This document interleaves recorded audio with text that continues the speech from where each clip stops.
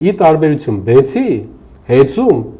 վերջի տարիների ընթացքում Սամվել Կարապետյանը իր անձնական միջոցներից 11 միլիարդ դրամ է հատկացրել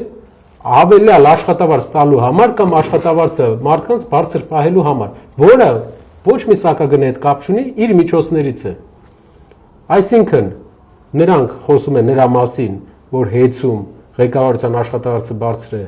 աշխատակիցների աշխատավարձը ցածր է, ուզում եմ ձեզ տեղակ պահել, որպեսզի հակադրություն ստեղծեն, ինչպես միշտ իրանք ղեկավարություն եւ անձնակազմ հակադրություն են ուզում ստեղծեն, ուզում եմ ձեզ տեղակ պահել, որ իրենք թող բեցով զբաղվեն, բեցում էլ նույն վիճակն է, բեցը պետական է, իրենցն է, բայց բեցում ինչու չեք փոխում, հեծում եք փոխում։ Միակ նպատակը ձեր ուղղակի արդարացնելն է, խլելը։ Ավելեմ, այդ աշխատավարձը ձևավորվում է հատուկ հանձնաժողովի, հանրային ծառայությունների կարգավորող հանձնաժողովի հաստատած մեթոդոլոգիայով,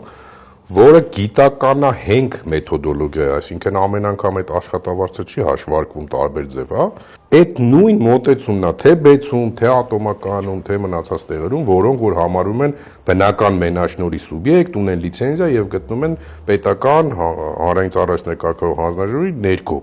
Իմիջիալոց մի նրբություն էլ ասեմ, աշխատավարձի ֆոնդը հաշվելիս ըստ գործող պետական ստանդարտների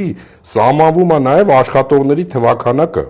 այսինքն ոչ միայն մենք ենք որոշում քանի հոգի աշխատի, հենց այդ կարգավորման տիրույթում մենք սահմանափակ ենք թե աշխատավարձի տարեկան ֆոնդով, թե աշխատողների քանակով։ Բայց չնայած դրան, Սամվել Կարապետյանը 28 միլիոն դոլար իր գրպանից վճարել է 11 միլիարդ,